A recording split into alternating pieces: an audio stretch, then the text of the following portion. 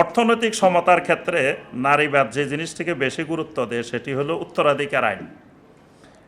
এক্ষেত্রে আমাদের এই যে নারী বিষয়ক সংস্কার কমিশনের প্রতিবেদনের ৪১ পৃষ্ঠায় আছে সম্পত্তির অধিকার, এবং সেখানে বলা আছে উত্তরাধিকার আইন সংশোধন করে নারীদের জন্য সমান উত্তরাধিকারের অধিকার নিশ্চিত করা, যাতে ধর্মীয় ও নাগরিক আইনের মধ্যকার বৈষম্য দূর হয়।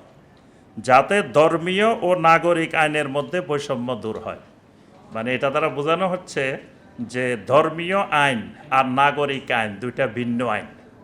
মানে নাগরিক ভিন্ন, ধর্ম ভিন্ন। নাগরিক হিসাবে সে সমান, কিন্তু ধর্ম তাকে সমান দেয় নাই।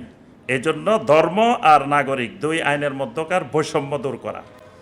এরপরে ১১৭ নম্বর পৃষ্ঠা বলছে সমান হিস্সা সমান অধিকার, মানে সব ক্ষেত্রে সমান পাওয়া। তো এক্ষেত্রে আমরা যদি ন্যূনতম একটু চিন্তা করি, আল্লাহ পাক সূরা আন-নিসার ৩২ নম্বর আয়াতে বলছেন লির-রিজালি নাসীবুম মিম্মা ইকতাসাবু ওয়ালিন-নিসাই নাসীবুম মিম্মা ইকতাসাবনা। আলাদা করে বলছেন আল্লাহ পাক, পুরুষ যা উপার্জন করে এতে তার অংশ, নারীর জন্য রয়েছে নারী যেটা উপার্জন করে এখানে তার অংশ।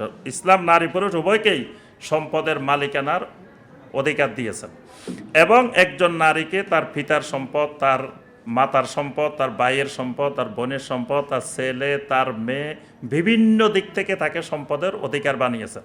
কিন্তু আমরা যদি চিন্তা করি একজন পুরুষের উপরে তার মা বাবার দায়িত্ব, তার স্ত্রীর দায়িত্ব, তার সন্তান সন্ততির দায়িত্ব, এরপরে তার আত্মীয় স্বজনের দায়িত্ব, তার প্রতিবেশীর দায়িত্ব, গরিব মিসকিনের দায়িত্ব, অসংখ্য দায়িত্ব পুরুষের উপরে দেওয়া হয়েছে। কিন্তু আল্লাহ পাক নারীর উপরে এই ধরনের কোনো দায়িত্ব দেন নাই, বরং তার নিজের দায়িত্বটাও আল্লাহ সুবহানাহু ওয়া তাআলা ছোটোবেলায় বাবার উপরে দিয়েছেন, তারপরে স্বামীর উপরে দিয়েছেন, তারপরে সন্তানের উপরে দিয়েছেন, তার ভরণ পোষণ সব তারা বহন করবে। তার নিজের দায়িত্বটাও নিজের নাই, মানে তার ভরণ পোষণ, তার খরচও আরেকজন বহন করা আল্লাহ পাক দায়িত্ব দিয়েছেন। এরপরে অতিরিক্ত আল্লাহ রাব্বুল আলামিন সর্বক্ষেত্রে নারীর সম্পত্তির উত্তরাধিকারের মালিকানা বানিয়েছেন। তাহলে বোঝা যায় সব মিলাইলে নারীকে আল্লাহ রাব্বুল আলামিন এই সম্পদগুলো অতিরিক্ত দিয়েছেন, যেগুলো তার প্রয়োজনও ছিল না।